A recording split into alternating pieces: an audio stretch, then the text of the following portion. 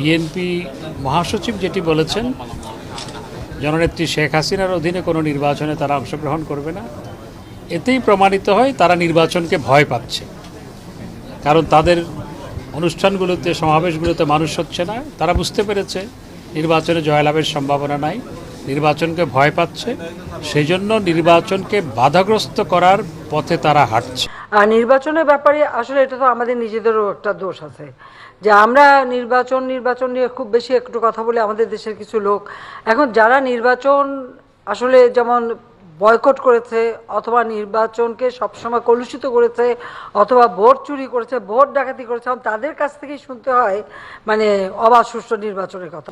আবার বলেছেন আমাকে অবাধ নিরপেক্ষ নির্বাচন শিখাতে হবে না, আপনাকেই হাতে কলমে চোখে কানে শিখিয়ে দিতে হবে। আপনি বাংলাদেশের স্বাধীনতার পরে এখন পর্যন্ত যদি সর্বোচ্চ সংখ্যক কোনো সরকার প্রধান ভোট চুরি, ভোট কারচুপি করে থাকে বা ভোটের যে একটা পলিসি চেঞ্জ করে থাকে, এটা আপনি। আসসালামু আলাইকুম, আপনার সবাই কেমন আছেন? আশা করছি সবাই ভালো আছেন। আমি আপনার কাছে দেখাবো আগামী নির্বাচন নিয়ে ভয়ঙ্কর তথ্য দিলেন বিভিন্ন নেতারা, আর এইদিকে নির্বাচন নিয়ে একই তথ্য দিলেন মাননীয় প্রধানমন্ত্রী শেখ হাসিনা, যা শুনলে আপনারা অবাক হয়ে যাবেন। তো আজকের ভিডিওগুলো অত্যন্ত গুরুত্বপূর্ণ। তো আমি আশা করবো যে আপনারা এই সম্পূর্ণ ভিডিওটি দেখবেন, আর এই সম্পূর্ণ ভিডিওটি দেখলেই বিস্তারিত জানতে পারবেন। আর এই ভিডিওগুলো দেখানোর আগে আপনাদের কাছে আমার ছোট্ট একটু রিকোয়েস্ট, আপনারা যদি আমার চ্যানেলে নতুন হয়ে থাকেন তাহলে একটু নিত্য আপডেট নিউজ সবার আগে পেতে আমার এই চ্যানেলটি সাবস্ক্রাইব করে আমার সাথেই থাকুন। আর এখন চলুন কথা না বাড়িয়ে আমরা ভিডিওগুলো দেখে আসি। আবার বলেছেন আমাকে অবাধ নিরপেক্ষ নির্বাচন শিখাতে হবে না, আপনাকেই হাতে কলমে চোখে কানে শিখিয়ে দিতে হবে। আপনি বাংলাদেশের স্বাধীনতার পরে এখন পর্যন্ত যদি সর্বোচ্চ সংখ্যক কোনো সরকার প্রধান ভোট চুরি, ভোট কারচুপি করে থাকে বা ভোটের যে একটা পলিসি চেঞ্জ করে থাকে, এটা আপনিই করেছেন।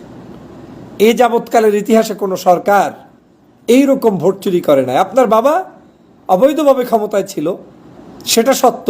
1971 থেকে 73 পর্যন্ত আওয়ামী লীগের বাংলাদেশে কোনো নির্বাচন হয় নাই, পাকিস্তানের ব্যালটে নির্বাচন হয়েছে।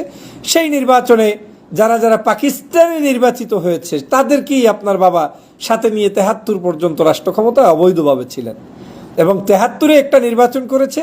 সেই নির্বাচনও ভোট কারচুপির নির্বাচন, বামপন্থী কিছু প্রার্থী ছিল, তারা ভোটও করতে পারে নাই, মানে সব কিছু একক। এরপরে তো বাকশাল চলে এসেছে, এ নিয়ে অনেকবার আমি গল্প করেছি, কথা বলেছি, টকশো করেছি। আজ আমি সে প্রসঙ্গে যেতে চাই না, কিন্তু এই ভোট চোরের গোষ্ঠীর ঐতিহ্য তো ভোট চুরি করা, এবং এই ভোট চোরের গোষ্ঠীরা যুগ যুগ ধরে এটা করে আসছে। 71 থেকে 75 করেছে, আজও করছে। আর উনি এখন বলছে আমাকে অবাধ নিরপেক্ষ নির্বাচন শিখাতে হবে না।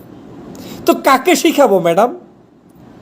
আপনি যে বাংলাদেশের অবৈধ প্রাইম মিনিস্টার, আপনাকে এদেশের একজন খেটে খাওয়া মানুষও বিশ্বাস করে না যে আপনি ভোটের মাধ্যমে কোনো জায়গায় নির্বাচিত হয়েছেন, না আপনার দলের লোক না আপনার বিরোধী দলের লোক। তাহলে আপনি আজকে বলছেন যে আমাকে অবাধ নিরপেক্ষ নির্বাচন শিখাতে হবে না? আপনাকেই শিখাতে হবে যে নির্বাচন কাহাকে বলে। আপনি নির্বাচন দিতে জানেন না। রাতের অন্ধকারে 2018 সালে ভোট করেছেন, 2014 সালে আপনি ভোট করেছেন সম্পূর্ণ বিনা প্রতিদ্বন্দ্বিতায়।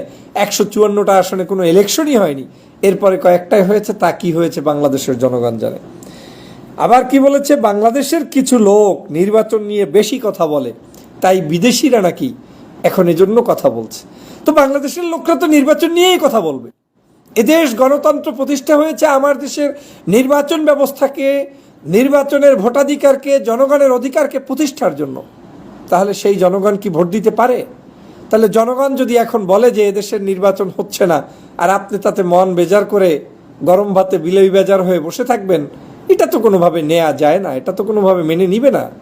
এদেশের জনগণ যথেষ্ট স্মার্ট, আপনার চুরি চারামি ধরে ফেলতে পেরেছে। এখন সমস্যাটা কি জানেন? যখন শেখ হাসিনার চুরি আমরা কেউ ধরে দেই, তখনও আবার খোটা দিয়ে বলে আমি ডিজিটাল দেশ করে দিয়েছি, এখন আমার বিরুদ্ধে টকশোতে, অনলাইনে, অফলাইনে সবাই আমার বিরুদ্ধে কথা বলে। তা আপনার এত জ্ঞান বুদ্ধি, আপনি কেন বোঝেন না যে জনগণ আপনার বিরুদ্ধে কেন কথা বলে? জনগণ এজন্যই বলে যে আপনি একজন অবৈধ শাসক, ফ্যাসিস্ট সরকার, আপনি ভোট চোর, এবং আপনি একটি বিভিন্ন দেশের দালালি করে রাষ্ট্র ক্ষমতায় টিকে আছেন। এটা জনগণ বলে এবং জনগণ বলবে। এখন আপনি তাদেরকে মুখ বন্ধ করে রাখবেন? এই রকম খোটা দেওয়া নেত্রী আমি পৃথিবীর ইতিহাসে কেউ আছে বলে জানা নাই, আর আমিও এখন বাংলাদেশের ইতিহাসে জানি না। দেখুন, অনেক হাট ডাক করে তারা একটা রোড মার্চ করেছে এবং রোড মার্চে আশানুরূপ কোনো মানুষ হয় নাই। আমি দেখতে পেলাম তারা জনগণের ভোগান্তি ছাড়া গতকাল কুমিল্লা থেকে চট্টগ্রাম আসার পথে প্রচণ্ড যানজট তৈরি করা ছাড়া তারা লোক সমাগম করতে পারে না। মির্জা ফখরুল ইসলাম আলমগীর সাহেব কালকে তাদের দলীয় কার্যালয় নাসিমান ভবনের সামনে যে বক্তব্য রেখেছেন, লালদিঘির পারে অনেক সময় যখন পাগল নাচে তখনও এর কাছাকাছি মানুষ হয়।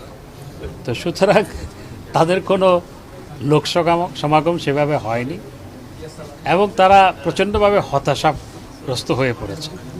আশা করেছিল যে বিদেশিরা তাদেরকে কোলে করে ক্ষমতায় বসিয়ে দিবে, সেই আশায়ও গুড়ে বালি। আপনারা দেখেছেন মাননীয় প্রধানমন্ত্রীর সাথে মার্কিন যুক্তরাষ্ট্রের নিরাপত্তা উপদেষ্টার সাথে বৈঠক হয়েছে এবং G20 সম্মেলনে কিভাবে বিশ্ব নেতাদের সাথে মাননীয় প্রধানমন্ত্রী বৈঠক হয়েছে, জো বাইডেনের সাথে শুভেচ্ছা বিনিময় হয়েছে, অন্যান্য বিশ্ব নেতাদের সাথে শুভেচ্ছা বিনিময় হয়েছে। এতে তারা হতাশ হয়ে পড়েছে। এরকম আলটিমেটাম তো গত 13-14 বছরে বহুবার দিয়েছে। গত ডিসেম্বরে আলটিমেটাম ছিল, তারপর খালেদা জিয়াকে 48 ঘন্টার মধ্যে বিদেশ পাঠাতে হবে, সেই আলটিমেটাম ছিল। তো 18 তারিখ আবার আলটিমেটাম দিয়েছে। এটা এই বছরের 18 তারিখ না আগামী বছরের 18 তারিখ নাকি তারপরের বছরের 18 তারিখ, সেটিও অনেকে প্রশ্ন রেখেছে। সুতরাং এই সমস্ত ফাঁকা বলি ছাড়া অন্য কোনো কিছু নয়।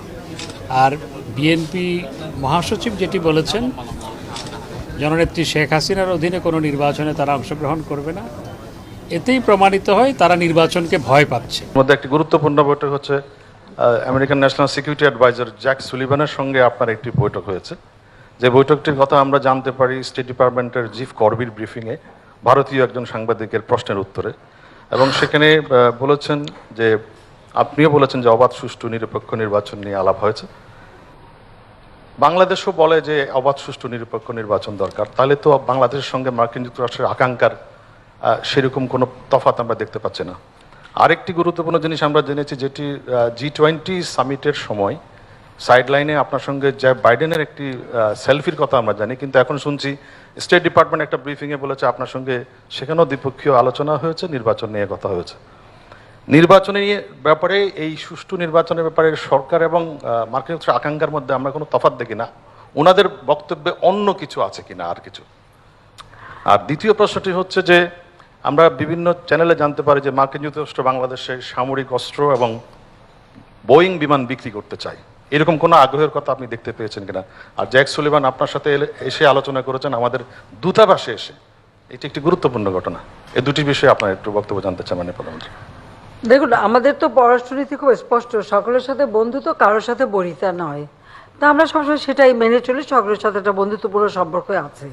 আর নির্বাচনের ব্যাপারে আসলে এটা তো আমাদের নিজেদেরও একটা দোষ আছে, যে আমরা নির্বাচন নিয়ে খুব বেশি একটু কথা বলে আমাদের দেশের কিছু লোক এখন যারা নির্বাচন আসলে যেমন বয়কট করেছে অথবা নির্বাচনকে সবসময় কলুষিত করেছে অথবা ভোট চুরি করেছে, ভোট ডাকাতি করেছে, তাদের কাছ থেকেই শুনতে হয় মানে অবাধ সুষ্ঠু নির্বাচনের কথা। বাংলাদেশের দুর্ভাগ্য হলো সেটাই, যে যারা অবৈধভাবে ক্ষমতা দখল করে ক্ষমতায় এসে জনগণের ভোট চুরি করে ক্ষমতায় থেকে দেশ পরিচালনা করেছে, সেই সময় এত নির্বাচনের সুষ্ঠুতা নিয়ে যাদের উদ্বেগ দেখি নাই, অথচ সেই 2008-এর নির্বাচনে যখন একটা অবাধ সুষ্ঠু নিরপেক্ষ নির্বাচন হলো, যে নির্বাচনে বিএনপি পেয়েছিল মাত্র 29টা সিট, আর তাদের আবার বিএনপি জামাত 20 দলীয় ঐক্যজোট, 20 দলীয় ঐক্যজোটের মূল প্রাপ্তি ছিল 29টা সিট, পরে বাই ইলেকশন আর রি ইলেকশনে একটা 30টা। এখন 2014 ইলেকশন ঠেকাতে যেয়ে তারা অগ্নিসন্ত্রাস, মানুষ হত্যা, এমন কোনো অপকর্ম নাই করেনি, জনগণের সম্পদ পোড়ানো সবই করলো। এরপরে আবার তাদের অবরোধ এবং এই মানুষ হত্যা এইগুলি আমরা দেখলাম। 18 ইলেকশনে যোগদান করে 300 সিটে 700-র উপরে নমিনেশন দিয়ে নিজেরাই মারামারি করে ইলেকশন থেকে সরে গেল। সরিয়ে ইলেকশনটাকে প্রশ্নবিদ্ধ করার চেষ্টা করলো। এখন তাদের মুখে আবার আমরা অবাধ সুষ্ঠু নিরপেক্ষ নির্বাচনের কথা শুনে এবং সব জায়গায় এটা প্রচার করে বেড়াচ্ছি। আমি আশা করছি যে আপনারা সম্পূর্ণ ভিডিওটি দেখেছেন। আপনাদের যদি বৃষ্টি নিয়ে কোনো মতামত থাকে আমাকে অবশ্যই কমেন্টে জানাবেন। আর আপনারা যদি চ্যানেলে নতুন হয়ে থাকেন তাহলে আমার এই চ্যানেলটি সাবস্ক্রাইব করে আমার সাথেই থাকুন। তো দেখা হচ্ছে পরবর্তী ভিডিওতে। সেই পর্যন্ত সবাই ভালো থাকবেন, সুস্থ থাকবেন। আল্লাহ হাফেজ।